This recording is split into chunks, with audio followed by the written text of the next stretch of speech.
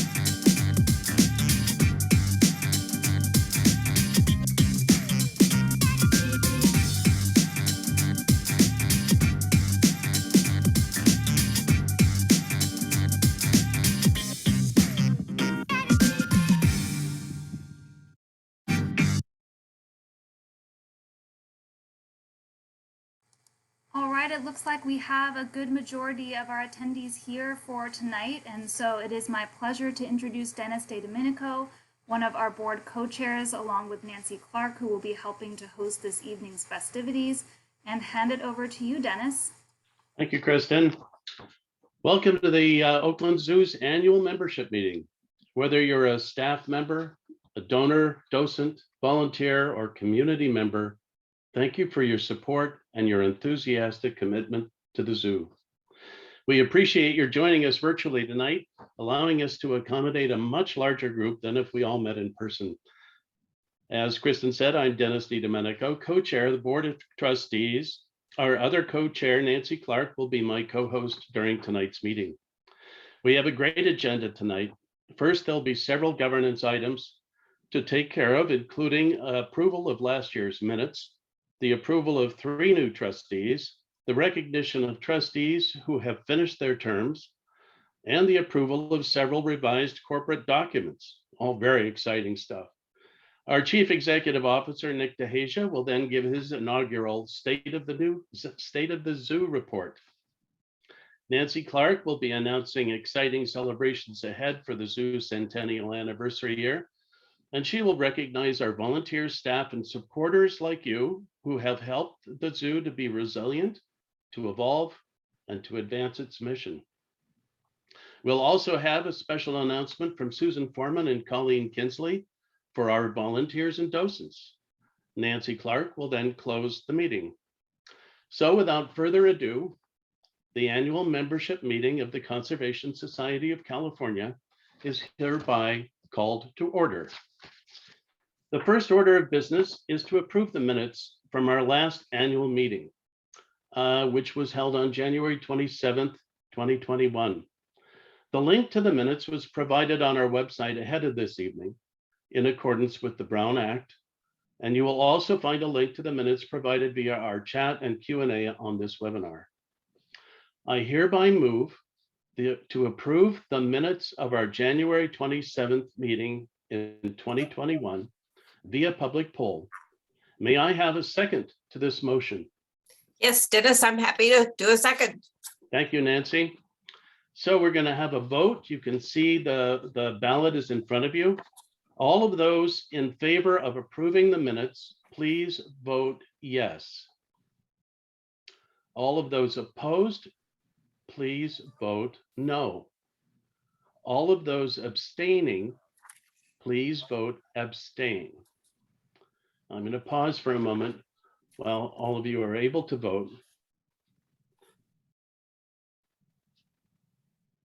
All right. At this time, I'd like to present the opportunity for public comment through the Zoom chat box. You may add your comments and questions in the chat box anytime tonight. One of Oakland Zoo's staff members is helping us to review and provide responses to them throughout the evening. My co-chair, Nancy Clark, will now present the slate of new trustees and will recognize those trustees who have finished their terms. Take it away, Nancy. Okay, thank you, Dennis. We are so fortunate to have a number of community members who volunteer to serve as trustees with the Conservation Society of California, Oakland Zoo, providing oversight, expertise, resources, moral support for the zoo. So our annual meeting marks the start of new 3-year terms for some trustees, the end of terms of other trustees, and new leadership roles for officers and committee chairs. The proposed slate for 2022 is on our slides and was also provided ahead of time on the website in accordance with the Brown Act. I'd like to propose a motion for our members to approve this slate of new trustees. If I can entertain that. I'll second it for you, Nancy. Thank you, Dennis. Does anybody think we've rehearsed this? No, not at all. We are again voting via poll. Thank you for your participation. So please, if you approve the slate of new trustees, which is Jennifer Delaney, Arthi Sablock, and Fiona Tang, we'd appreciate you voting yes if you approve our slate to these wonderful volunteers to join the Board of Trustees. Vote no if you do not approve, and vote abstain if you abstain.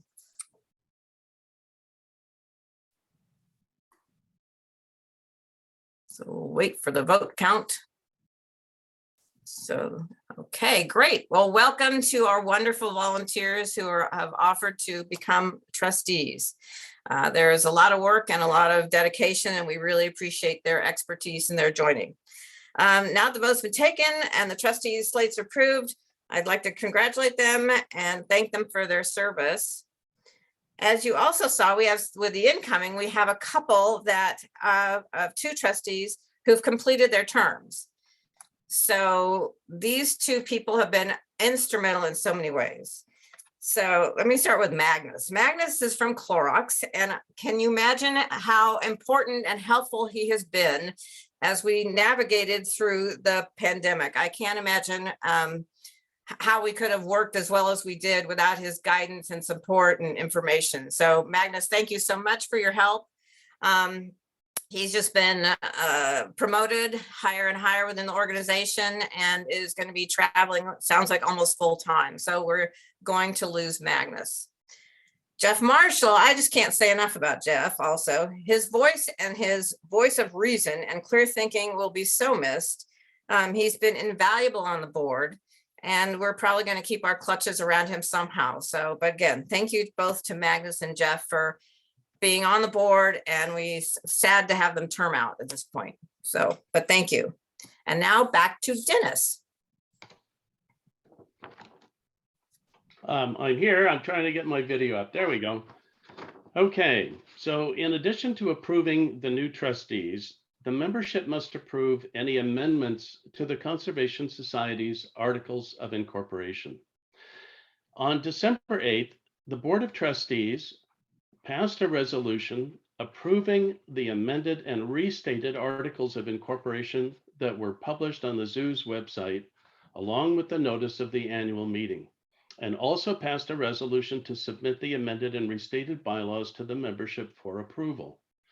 The articles were amended to remove inconsistencies created by 4 previous amendments to conform the definition of the zoo's corporate purpose to the Internal Revenue Code, charitable organization, and a tax-exempt status provisions, and to move the sections in the articles that dealt with the qualifications of members and the determination of the number of trustees over to the bylaws.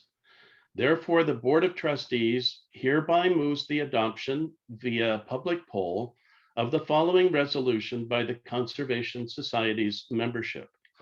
Resolved that the amended and restated articles of the Conservation Society of California, approved by the Board of Trustees at their December 8th, 2021 meeting, and as set forth on the zoo's website with the notice of annual meeting of members, are hereby approved by the membership.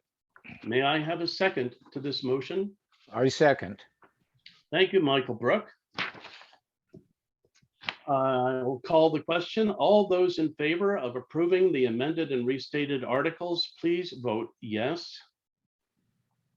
All those opposed, please vote no. All those abstaining, please vote abstain. So I'll pause for a moment while you vote.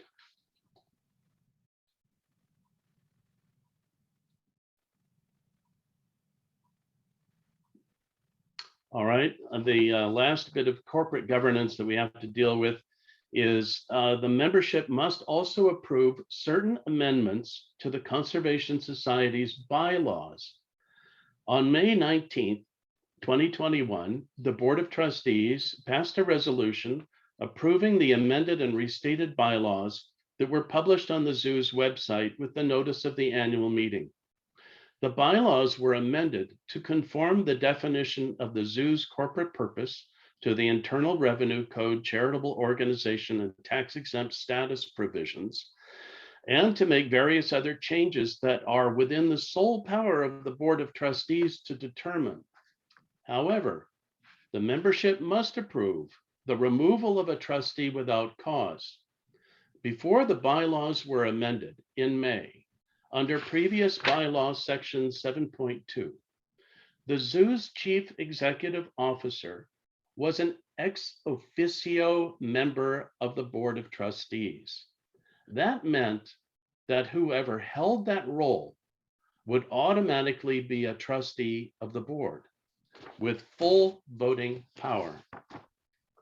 Because the Board of Trustees hires, fires, evaluates, and sets the salary of the chief executive officer, the board determined that the chief executive officer should no longer be an ex officio member of the Board of Trustees. As a result, the board amended old section 7.2, now numbered section 9.2 of the bylaws, to remove the chief executive officer's ex officio status, and hereby moves the adoption via public poll of the following resolution by the Conservation Society's membership. Resolved that section 9.2 of the amended and restated bylaws of the Conservation Society of California, removing the chief executive status as an ex officio member of the Board of Trustees, approved by the Board of Trustees at their May 19, 2021 meeting, and as set forth on the zoo's website with the notice of this annual meeting of members, is hereby approved by the membership. May I have a second to this motion? Dennis, I'll go ahead and second that motion. Thank you, Nick. So I'll call the question. All those in favor of approving section 9.2 of the amended and restated bylaws, please vote yes. All those opposed, please vote no. All those abstaining, please vote abstain. So I'll pause for a moment while you vote.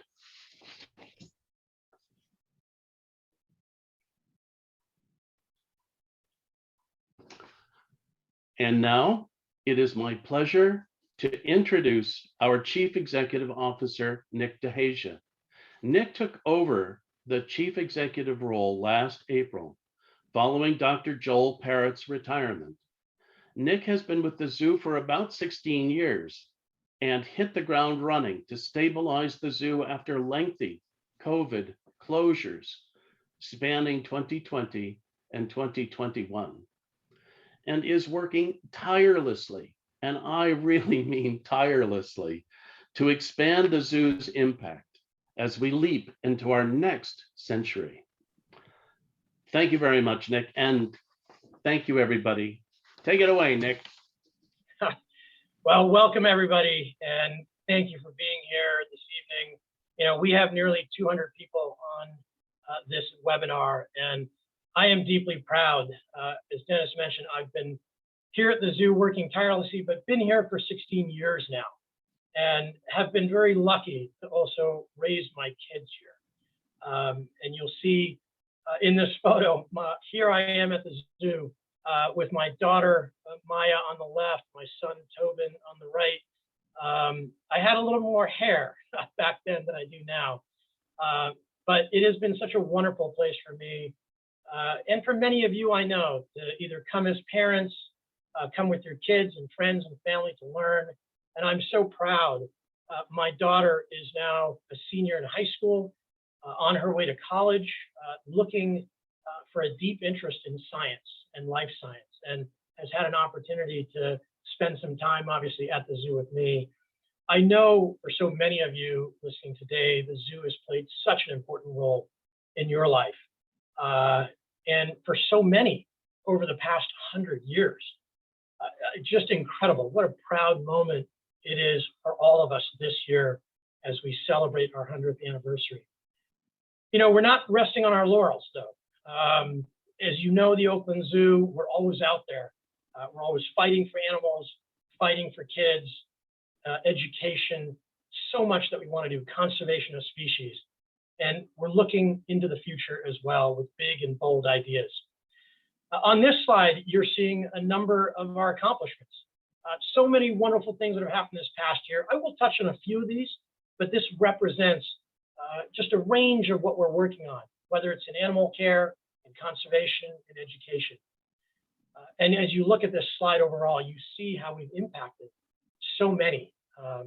When you look here as it relates to animal care, the dedication that our veterinary team, our animal care team have, whether it's saving mountain lions, hiding under decks or burned from the wildfires, California condors, still suffering lead toxicity, and we here at the zoo are working to save them, treat them, and re-release them back into the wild.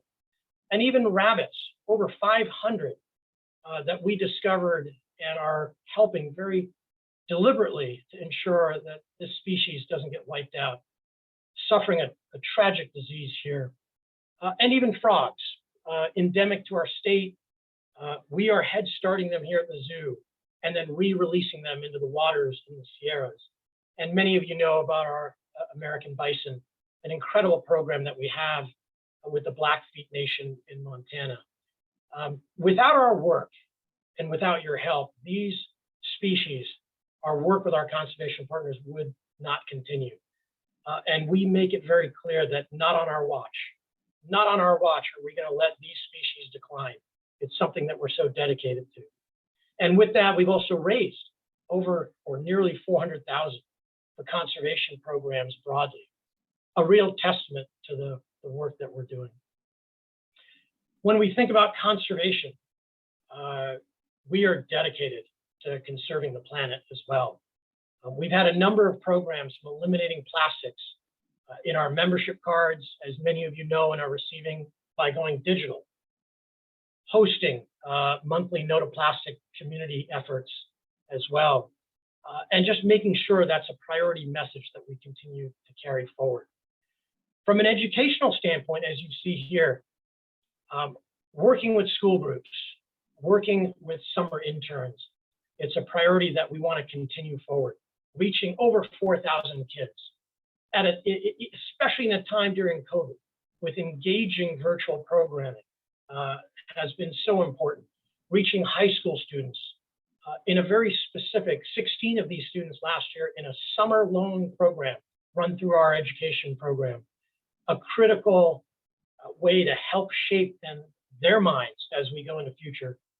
We are trying to create these future leaders as well. And we've been able to bring back a program like Zoo Camp that was virtual and now in person again. Yes, we're being cautious and we're being safe to reduce it. But what an important resource for families who are looking for time at the zoo and opportunities here. And I have to say, the volunteer hours are just staggering. What an amazing job. And thank you to our volunteers. 54,000 hours. Without our docents and our volunteers, we wouldn't be able to reach all of our guests. The opportunity for guests to receive these animal highlights. What an exciting chance to learn from these teachers as well. I did want to shift a little bit to COVID as well. Obviously, it's been a difficult time, and there's a video that will be playing.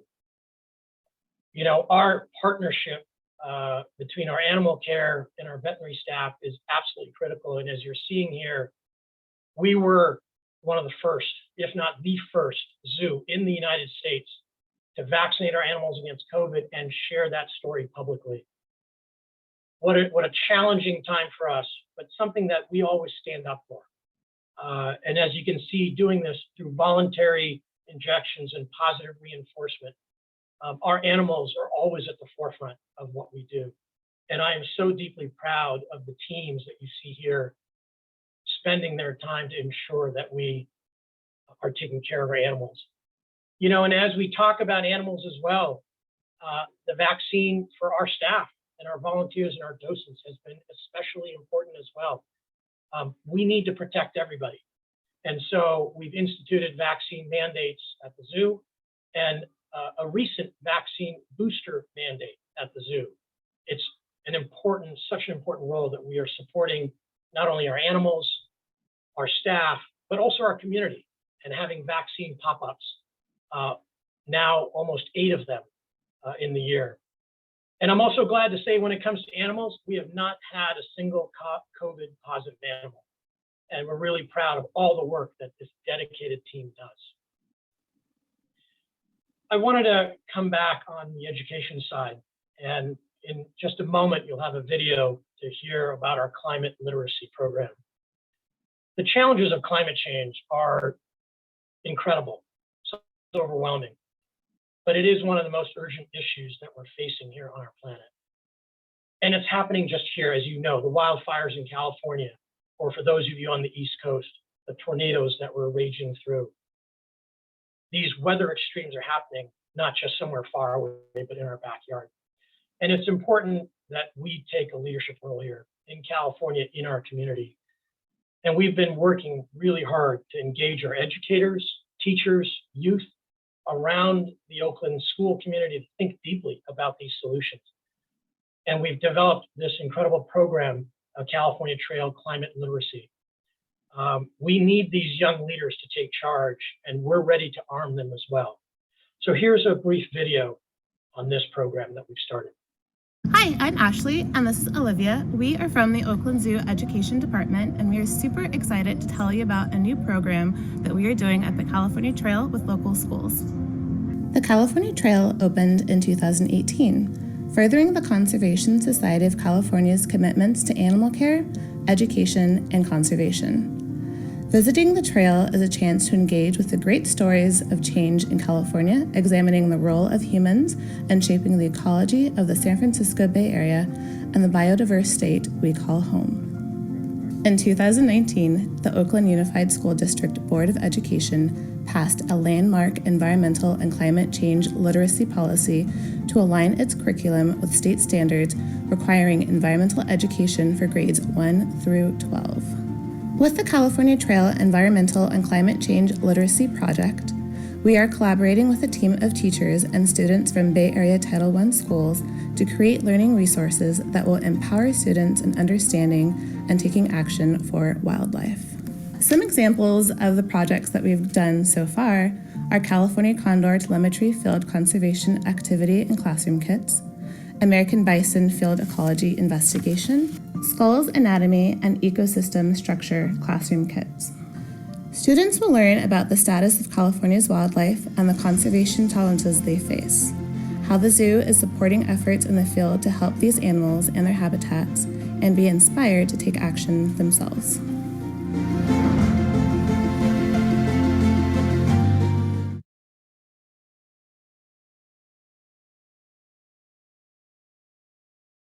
Hi, I'm Ashley. As you watch that video, you recognize the type of work that these students are doing and learning. But rest assured, they are definitely having fun in the process. Learning is fun. Learning at the zoo is fun. And I'm just so proud that along with Dr. Kat Myers, who leads our education department, we've created this program with many others across the zoo and in our community. Something so critical that we need to do and something we tirelessly work on as well every day. You know, with that, I wanted to move to a different topic and highlight something that we are proud of in this last year, which is really around the illegal wildlife trade. And I hope Dr. Joel Parrott, the prior CEO of the zoo, is on tonight. This was something that he led the charge on. And so proud that I'm able to carry this forward with our staff and our community. The illegal wildlife trade, as you know, is an illicit trade. Billions of dollars, harming thousands of species that are pulled from the wildlife, from wild, killed for their body parts, used in medicine that has suspect value. And many of these species are finding their way through the ports around the country, and including right here in the Port of Oakland. So we launched at the zoo a year-long campaign to provide education about the illegal wildlife trade and to help our guests and our community activate, to take action, to really understand, you know, what you buy, the choices you make, the pets that you have. As you may know, here at the zoo, we have numerous animals that have been rescued or come from the illegal wildlife trade. These are two species that you're seeing here on the screen, came from private ownership. It's so important to understand that if you want a pet, you need to do your research. You need to understand where the animal comes from, the commitment necessary for the care of these species. You know, fortunately, we were able to bring these into the zoo and give them a forever home, something so important that we do here. And really have our professionals, our veterinary care professionals, our animal teams, who really understand how to take care of these animals and give them a full and enriching life. We've also had an opportunity to build close relationships with the California Department of Fish and Wildlife through our conservation work and Amy Gottlieb, who leads our conservation efforts.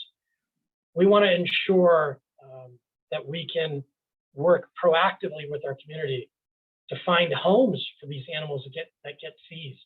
And here you see a king cobra that was rescued by the California Department of Fish and Wildlife in a raid on a home. And this cobra, along with many other animals, are trafficked from coming from Hong Kong into California. And you know, if convicted, these individuals face years in prison. On the right is an example of a species of an ocelot that was released after being rescued from the illegal wildlife trade. This happened in Guatemala. We have a conservation partner that we work with deeply called Arcus. They work hard to protect and rehabilitate animals. We were fortunate the Oakland Zoo had an opportunity to send a group of volunteers, staff and volunteers, just recently in December to lend a hand for a week. And we will be going back there every year to ensure that we can support these organizations that are working so hard in the field to protect animals that need it. So whether it's in Guatemala or in Kenya or across the world, we are going to step up where we can. It's something that is so important to us. But when we're here at the zoo, we had another opportunity to do what was called an End the Trade Day. I had an opportunity to participate and be there. This was in September of last year, a really powerful and emotional day for many. we had asked the community to come to the zoo, bring your ivory, your animal fur, other products that you had that you wanted to hand over to the California Department of Fish and Wildlife. And these products are actually going to be used by Fish and Wildlife for research and education purposes. But really to hear those stories where people felt it was an opportunity to come to the zoo, a safe place, and to part with something that they've been holding on. For some of them, it was 30, 40, 50 years or longer. And they felt safe to bring it to the zoo and know that it was going to be used for something valuable. Some of those stories were really just emotional. And, you know, as we have heard, and some of you probably know, the second season of Tiger King is now playing. And we have made an important stand against the cub petting industry. This is something we're fighting on the legislative front with the Big Cat Public Safety Act. And again, on this front, we will continue to stand up for the right of animals against this industry. And for those of you who know at the zoo, we have a tiger exhibit that now is waiting and hopefully waiting for rescues that we can provide a forever home. But as we talk to you, there is a role for you to take action. A number of things that you can do. One of them very specifically, just go to our website. We have a pledge on there against the trade and some tips that you can take. If you come to the zoo, you may have seen the Illegal Wildlife Trade Center, an opportunity for us to share the story and to show some artifacts to help educate. It's been a very powerful exhibit here at the zoo that we've seen thousands of people going through.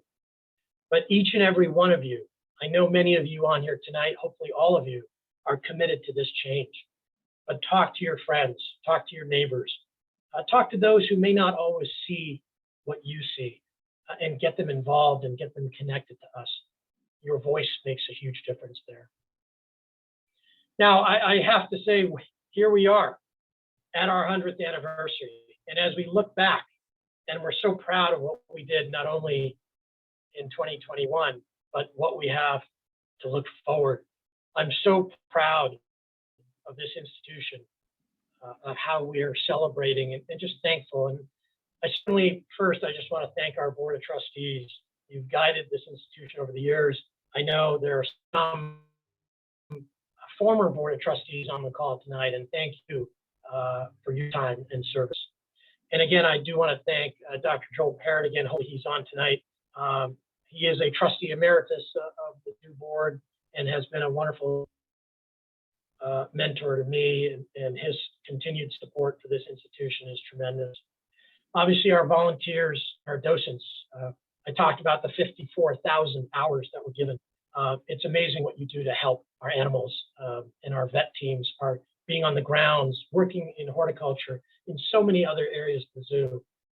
But more importantly, or just as importantly, you're putting a smile on people's faces, families and kids, especially during COVID, who are just looking for a place to get outside and have a little fun. So thank you to you, our volunteers and docents.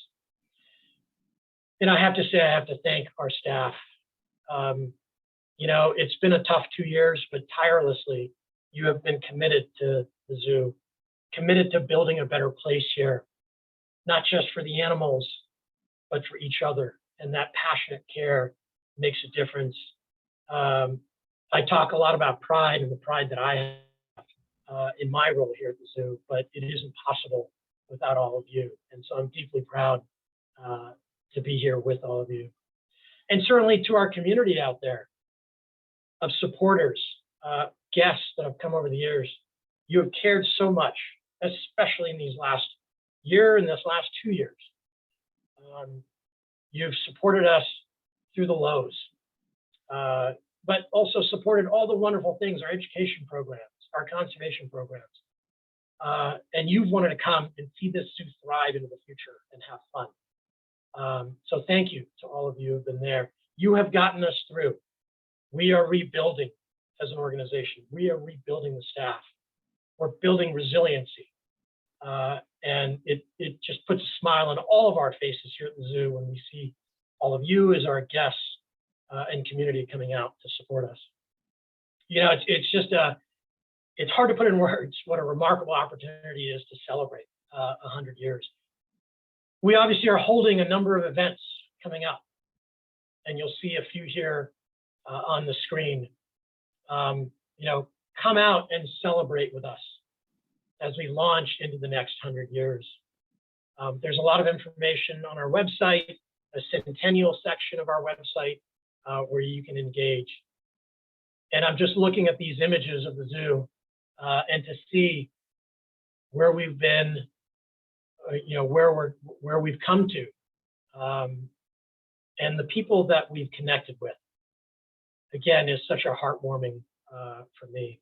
So I'm excited to really move into the next 100 years to celebrate with all of you. I mentioned opportunities to come and connect with us. So whether it's Earth Day, community cleanups, walk in the wild, coming back, thankfully, after 3 years, and even a really fun brunch for the Wild Bunch, and more, a celebration of our Centennial on June 5th at Snow Park, which was the founding of our zoo. So we have a lot to be thankful for, and we want to celebrate with all of you.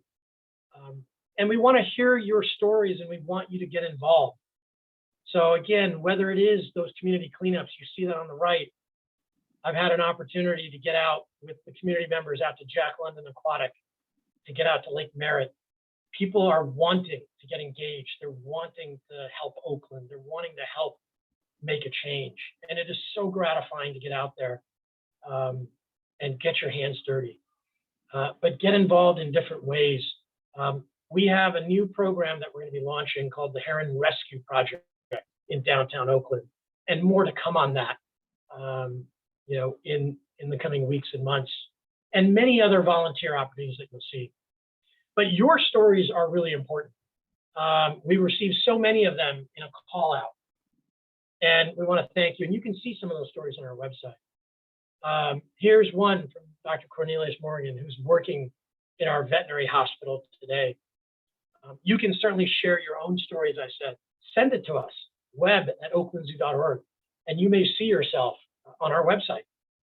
Again, so much to be proud of. And a story that I want to hand it off to, you heard her at the beginning, Nancy Clark, who is our board co-chair. She certainly has her own incredible story. If you don't know, her great-grandfather founded the Oakland Zoo. Her grandfather ran the Oakland Zoo for many years. And so it's such an honor and a privilege to have Nancy in our 100th year to be here. And so with that, I would say, Nancy, take it away. I know you have a lot of wonderful memories and stories here. And thank you all for listening and being part of this annual meeting. Well, thank you, Nick. So I just want to make sure it's very clear that I was not there when the zoo opened 100 years ago. So let's just make sure that story gets told, okay? So this is my sister and I riding the sky ride that my family put in the 60s. And so that was on the opening day. So I'll tell a little story. It's just my sister and I, Linda, were literally raised in the Oakland Zoo. So I'll give a little explanation, a little abbreviated context. So Nick hinted there that, yeah, it came from our family. But it actually started as a result of, after 2 years on expedition in Africa for the Oakland Zoo, our great-grandfather Henry and his son, my grandfather Sidney, returned from Africa in 1922 with 2 orphaned lion cubs. Those 2 lion cubs, Queenie and Simba, were the start of the snow zoo in 1922 on Lake Merritt. So a few things happened over the years. And in 1935, Sidney, my grandfather, negotiated and assumed the mortgage for the Durant State. The Durant State is where the Oakland Zoo is today. The zoo really became a family affair. So growing up, Sidney cared for the animals while my parents, John and Barbara Clark, owned and operated the food and the ride concessions. So when my sister and I came along, we were raised alongside the animals like Effie, the elephant, and Rosebud, the chimp. Some of you may remember Effie and Rosebud. They really became iconic for the city of Oakland. As a kid, it was pretty cool to hang out with an elephant or a chimp or own a merry-go-round.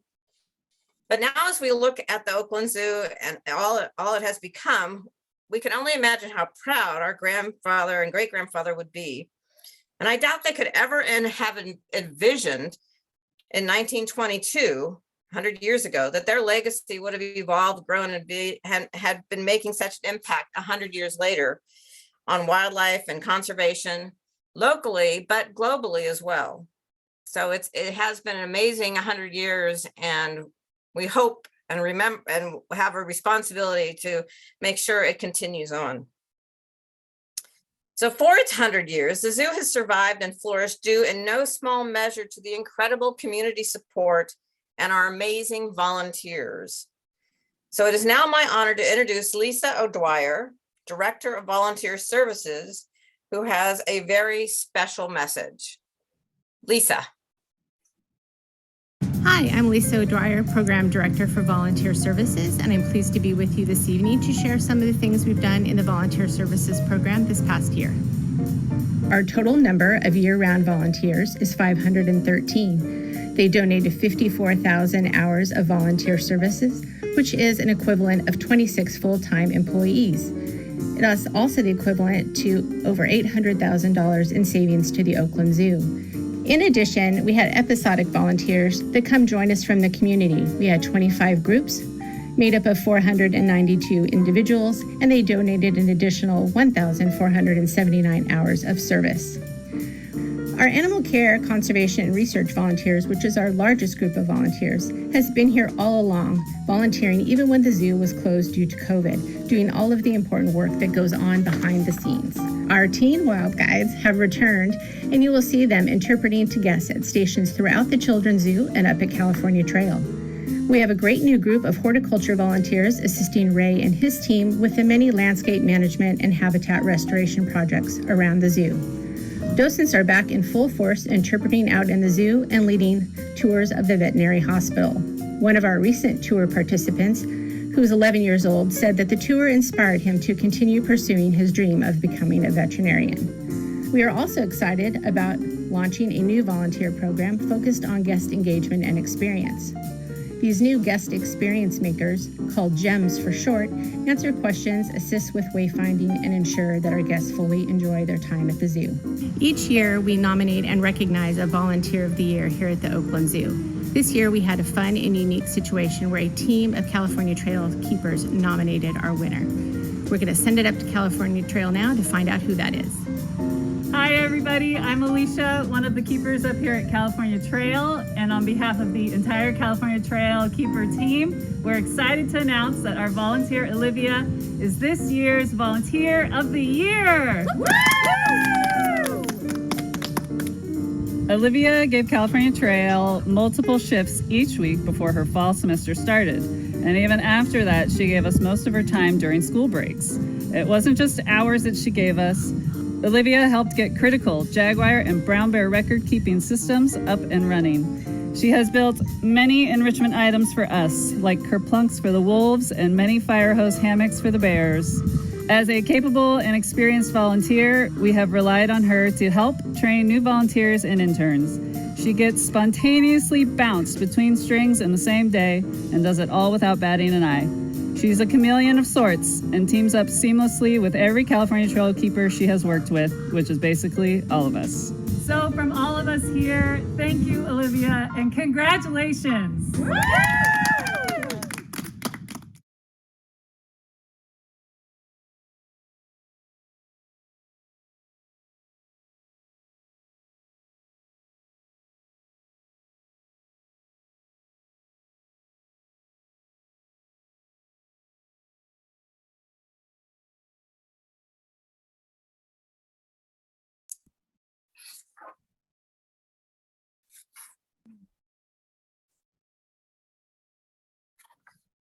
Okay, is it back to me? I guess I'm confused. Kristen, tell me quickly. Back to you and then to Susan. Okay, sorry about that. Okay, wouldn't you know I'd mess it up here. So sorry. You're all good. I don't know where I am.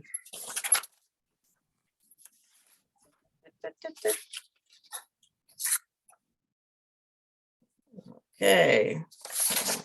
Okay, I need help.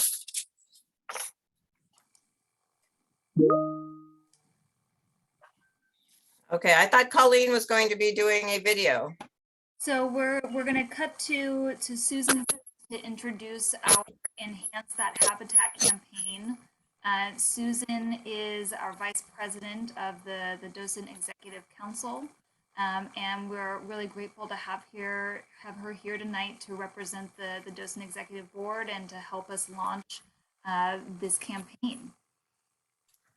Thank you. And thank you, Kristen, for jumping in. Sorry about that.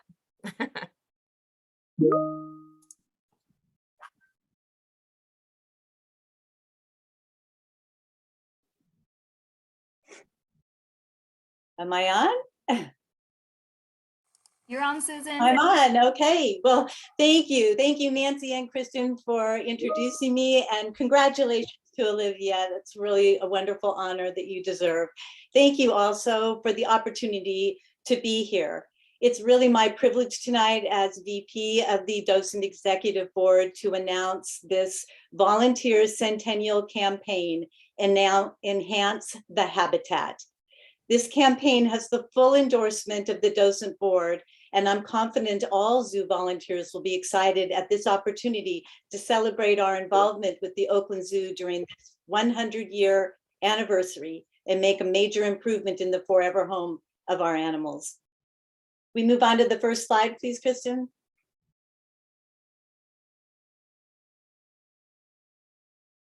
So the Enhance the Habitat campaign is going to include all volunteers. I thought that was closer to 400 until I heard Nik and Lisa mention that it's over 500.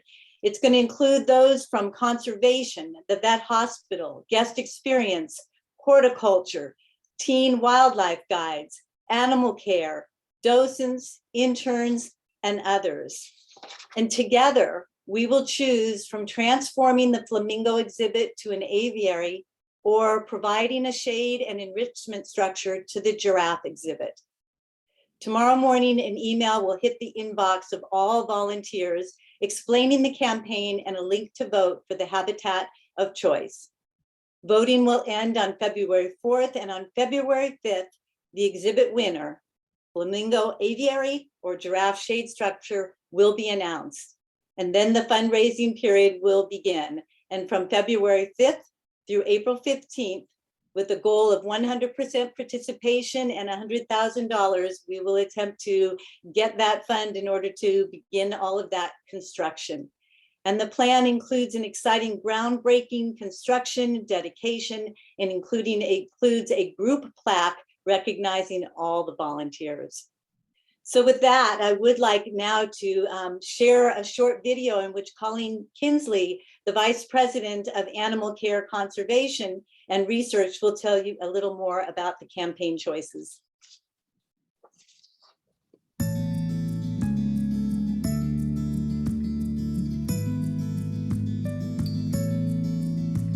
Hello, Oakland Zoo volunteers, and happy 100th anniversary, Oakland Zoo. As we embark upon our centennial year, we have an exciting project that's going to include all of our volunteers. We have chosen some priority projects for our animals here at the zoo that will greatly increase their welfare.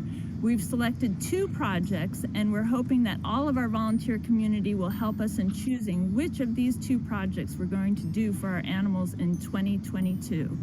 Our volunteer community, which includes our animal care volunteers and our interns, our docents, our twigs, and all of the other volunteers that help us out here at the zoo, have the opportunity to choose one of these 2 projects starting January 20th and going through February 4th. Once we've chosen the project, we'll be looking to you to help us out in raising $100,000 to get this project done. And we're hoping for 100% participation. So hopefully all of you will vote and we will get something amazing done for our animals. One of the exciting projects that we're hoping to get done in 2022, this is a volunteer-led effort, and this project is for our flamingos. We're going to be installing a structure, an aviary structure with mesh, so that our flamingos for the first time ever can use this entire habitat, both the lower areas, and if they would like to fly or perch higher, they'll also be able to choose whether or not they go indoors or outdoors if the weather is cool. So please think about our flamingos when you're voting, because this will greatly enhance their welfare. The other project that we have to choose from is a shelter structure for our giraffe. This will give the giraffe shelter from rain, from sun, but it also will have solar panels on the roof and pulleys that allow us to raise and lower enrichment and browse for the giraffe. This will greatly enhance their welfare and give them lots of fun activities on exhibit. It's up to you, our volunteer community, to vote for one of these two wonderful projects. Will it be an aviary for our flamingos or a shelter structure and enrichment for our giraffe? You choose, and we hope that you will all participate and help us to contribute to raising $100,000 for one of these two wonderful projects. Thank you very much, and happy Centennial Oakland Zoo. Wow, that's a tough choice, Colleen. So volunteers, be on the lookout for that email tomorrow with the link to vote. The letter will be coming from Carol Parrish, our Docent Executive Board President, Brenda Winston, Animal Care Volunteer, and Emily Onofre, the Teen Wild Guide Lead. To help us make this tough decision, flamingos, giraffes, Colleen Kinsley and Keepers will be hosting 4 site visits between January 23rd and the 29th. Be sure to sign up for one of those site visits as well through a link in this same email. If you have any questions regarding the campaign, please post them in the chat or send an email to the email address that will be listed there as well. I believe it's impact@oaklandzoo.org. Our number one goal is to have 100% participation. And as volunteers, many of us who tirelessly are out there doing just exactly what we love with the animals that we love and the visitors that we educate, we sometimes forget how really impactful our presence is. And I think that this particular enhancing the exhibit campaign is going to just give us just one more thing that we can look at with pride with that 100% participation. So thank you again for having me on, and look for that email tomorrow. I will now be handing the floor, or I guess the Zoom camera, back to Nancy.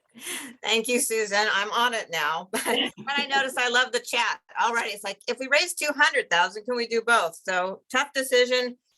I don't know. Maybe that's a possibility. But first of all, I just want to thank all of you, our amazing staff and volunteers. Our mission, which is take action for wildlife, is brought to life through the hard work of these volunteers and the staff. Their passion and enduring love for the zoo is obvious. Also, we want to thank our dedicated donors, members, trustees, current and past, and community supporters. The pandemic clearly tested us, but your support has made the Oakland Zoo stronger. I think I can speak for the Board of Trustees when I say that the board is even more committed to the long-term stewardship of the zoo. Our care and desire to help wildlife, conservation, and for educating future generations is critical. So we hope you will visit the zoo again soon, learn more about wildlife and our conservation programs, help us celebrate our 100-year anniversary, and continue to enjoy making memories with your family and friends as you visit the zoo. Thank you for Zooming in tonight. Stay safe, and we hope to see you soon. Good night. Thank you, Dennis, and thank you, Kristen and her team. Thanks, Nancy. Thanks, Kristen. Thanks, Nick. Thanks, everybody. We're done early. Thanks all. Enjoy this this great video one more time if you'd like. Great. Thank you, Kristen.